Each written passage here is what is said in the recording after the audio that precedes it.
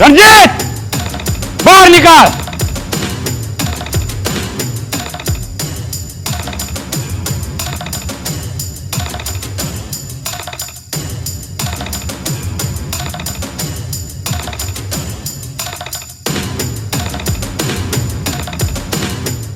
રણજીત અવાજ નીચો રાખીને વાત કરવાની. તને ખબર છે આ મારા આંગણે પક્ષી ઊંચા અવાજે ટહુકો કરે ને તોય એને હું ગોળી મારી દઉં છું. એટલે બે અદબ છે ને નીચા અવાજે વાત કરવાની, સમજો? હા, બંદૂકના અવાજથી પક્ષીઓનો અવાજ દબાઈ જાય. આ સાવજની ડણકું ના રણજીત. અવાજ છે ને નીચે. અરે આ મોઢા ઉપર બે વેત લાંબી મૂછો રાખવાથી કોઈ સાવજ નથી બની જતું. સાવજ બનવા માટે તો હાથ એકનું કાળજું જોઈએ. વાતો કરે છે મોટી મોટી. બોલ, શું કામ આવ્યો છે અહીં? હા, તે મારા ભત્રીજા ઉપર હાથ ઉપાડીને બહુ મોટી ભૂલ કરી છે. હા, એકવાર ભૂલ કરી છે, પણ હવે બીજી વાર ના કરતો. નહીતર છે ને, હા, તમારા કાંડા ઉપર તમારા હાથ સલામત નહીં રહે. એટલું ધ્યાન રાખજો. આ તારા ભત્રીજાએ મારા ઘરની આબરૂ પર હાથ નાખ્યો છે, એટલે તારા ભત્રીજાને તો હજી એક લાફો મારીને જ જવા દીધો છે. અને એક વાત સાંભળી લે, આજ પછી મારી દીકરી ઉપર એને નજર બગાડી છે ને તો જીવ તો વેતરી નાખીશ.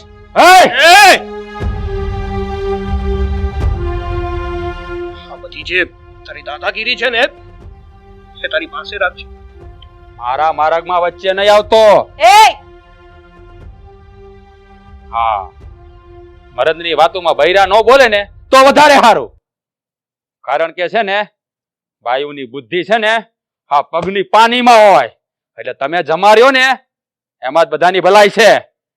તને કદાચ ખબર નથી તો કહી દઉં કે આખા શરીરનો ભાર પગની પાની ઉપાડે છે. અને તને જન્મ દેનારી સ્ત્રી છે ને ઈ બાયુમાણામાં જ આવે છે કે પછી બોલું? રણજીત, સંભાળી લે તારી બાયુ માણાને, નહીતર આનું પરિણામ સારું નહીં આવે. શું પરિણામ આવશે? બોલ ને, બોલ. શું પરિણામ બહુ ખરાબ આવશે. ક્યાંક છે ને તારા બાપનું શ્રાદ્ધ કરવા માટે કોઈ નહીં વધે. એ પેલા તો રાઈ જેવડા કટકા ના કરી નાખું ને તો મારું નામે સાગર નહીં. હા, તો નામ ભૂલી જજે હવે. મોહન, બંધ થઈ જા અને નીકળી જાય છે.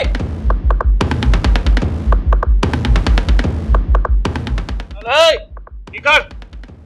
અત્યારે તો જાઉં છું, પણ ફરી પાછો આવીશ.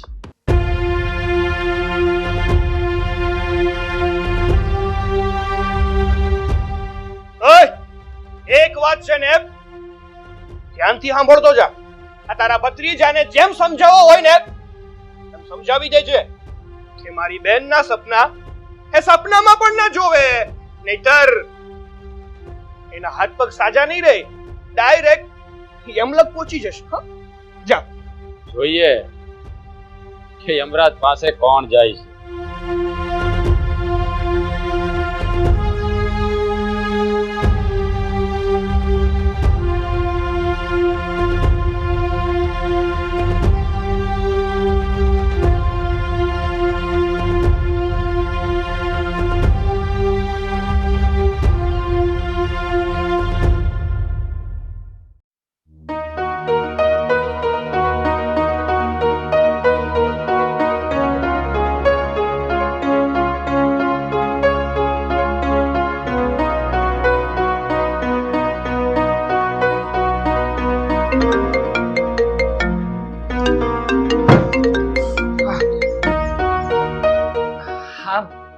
હા બોલ ને રૂપા, શું થયું? રાજ, તારા કાકા આજે મારા ઘરે આવ્યા હતા. મારા કાકા તારી ઘરે આવ્યા હતા? પછી શું થયું? અરે, મારા પપ્પાએ કાલે આપણને થપ્પડ મારી હતી ને એ વાતનો ગુસ્સો લઈને આવ્યા હતા. હો સીટ, મતલબ કે હા, મારા કાકા અને તારા પપ્પા મળ્યા એટલે બંને વચ્ચે કંઈક તો બોલાચાલી થઈ જ હશે ને? અરે, ઘણું બધું થયું. બંને એકબીજાને બહુ બધું બોલ્યું, બહુ ખરું ખોટું સંભળાવ્યું. રાજ, મને તો બહુ ડર લાગે છે. હા, બધામાં આપણી બાજી કેમ કામ લાગશે? જો રૂપા, તું ડર નહીં, હું છું ને. હા, બધું ઠીક થઈ જશે, હું હેન્ડલ કરી લઈશ. સાંભળ ને રાજ, મેં આજે મારી મમ્મીને વાત કરી દીધી છે કે આપણે એકબીજાને પ્રેમ કરીએ છીએ. પણ તે તારા ઘરે તો હલો હલો રૂપા, હેલો.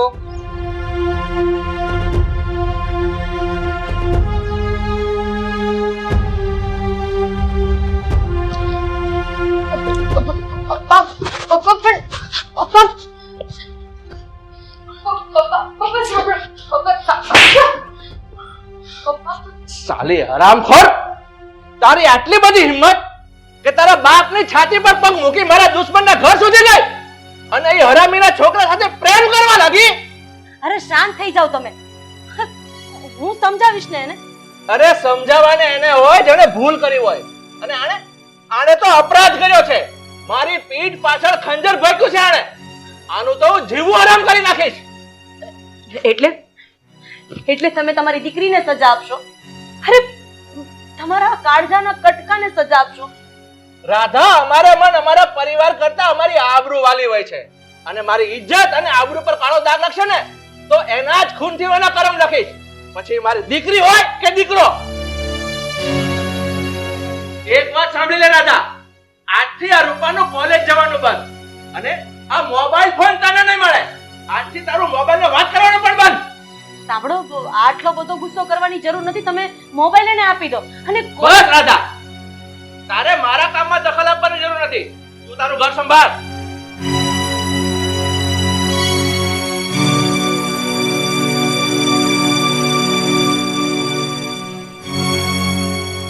જોયું ને બેટા કે આ કેવું પરિણામ આવ્યું આ તારા પ્રેમના નાટક કરવાનું. બેટા, તારા પપ્પાએ તારી કોલેજ બંધ કરાવી દીધી, તારી પાસેથી મોબાઈલ લઈ લીધો જેથી કરીને તું કોઈ સાથે વાત ન કરી શકે, અને ચાર દિવાલની વચ્ચે તને પૂરી દીધી. મમ્મી, આંધણ જ્યારે ચૂલે ચડે ને ત્યારે એમાંથી વરાળ તો ઉઠે જ છે, પણ જ્યારે એ આંધણ પાકી જાય ને ત્યારે એકદમ શાંત થઈ જાય છે. પછી એમાંથી અવાજ પણ નથી આવતો અને વરાળ પણ નથી ઉઠતી. તમે ચિંતા નહીં કરો મમ્મી, આ તો હજી શરૂઆત છે. આગળ જતા બધું ઠીક થઈ જશે. બસ કર રૂપા. નાદાનીમાં આ બધું તું જે કરવા જઈ રહી છે ને એનું શું પરિણામ આવશે ને એની તને ભાન નથી. હા, તું જે પણ કઈ કરી રહી છે ને એ મોતના નાળચે માથું મૂકવા જેવું છે. મોત આવી જશે પણ આ બે પરિવાર વચ્ચે ક્યારેય સમાધાન નહીં થાય. બે હાથ જોડું છું, તું જે કરવા જઈ રહી છે ને ત્યાંથી પાછી વળી જા. સમજી જાને તો વધારે સારું.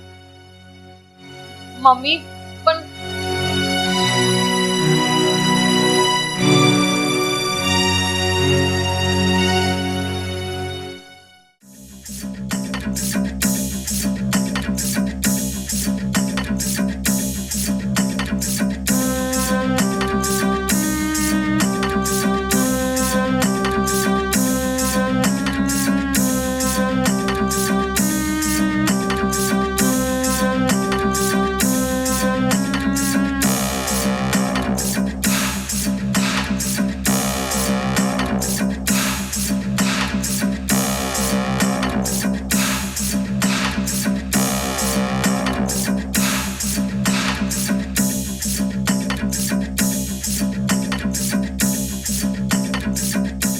જય માતાજી ભાઈ. જય માતાજી. જય માતાજી કાકા. આવો, બેસો બેસો. જય માતાજી બેટા. બેસ.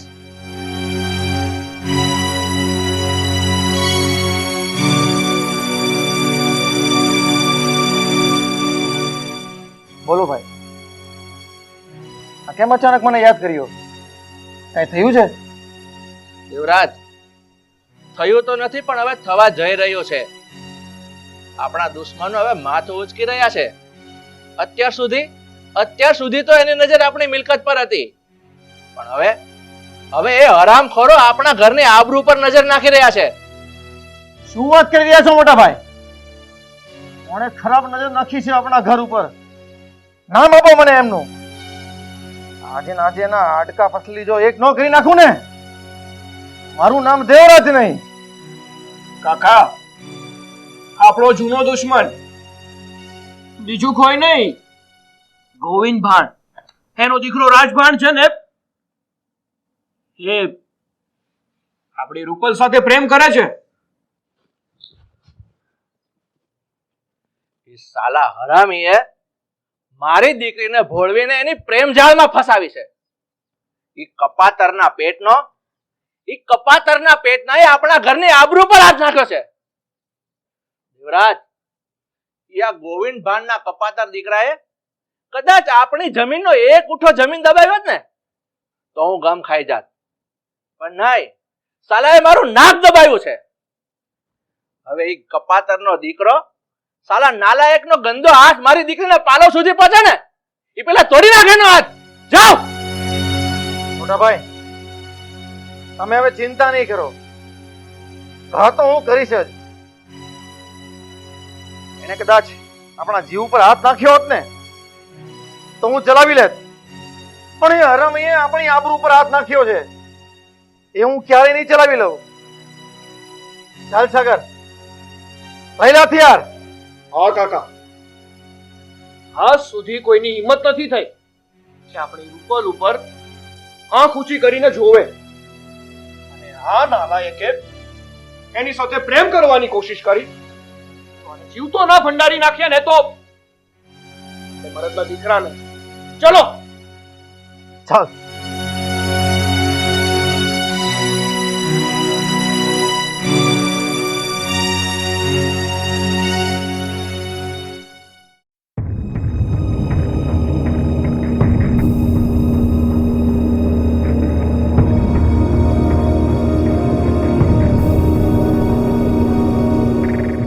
જો ચાલ ચાલ ચાલ જલ્દી જાઓ.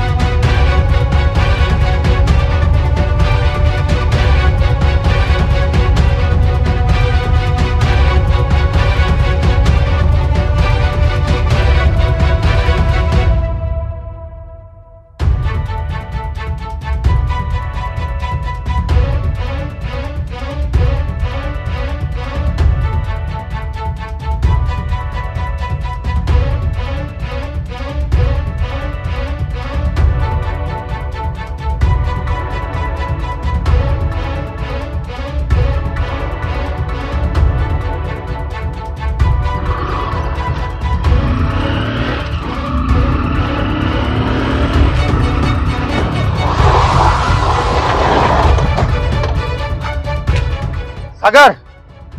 અરે દેવરાજ કાકા, તમે?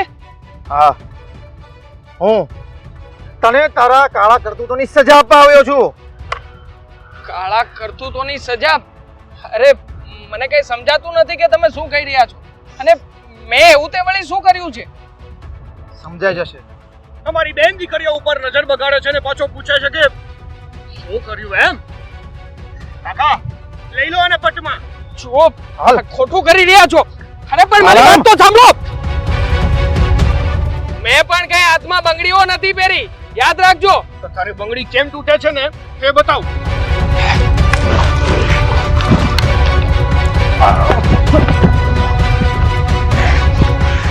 કાકા, તમે સાઈડમાં જતા રહો. અને તો હું એકલો જ પહોંચી રહીશ. મારે વચ્ચે પડવાની કોઈ જરૂર નથી. સાલા અમારી બેન દીકરીઓ ઉપર ખરાબ નજર રાખે છે ને કહે છે કે શું કર્યું છે મેં, શું કર્યું છે મેં. તું પણ યાદ રાખજે, હું પણ ગોવિંદ ભાનનો દીકરો છું. તને અહીંયા દાટી દઈશ ને ખબર પણ નહીં પડે. તો જોઈએ ને, જોઈએ ને, તું ગોવિંદ ભાનનો દીકરો છે તો તું શું કરી શકે.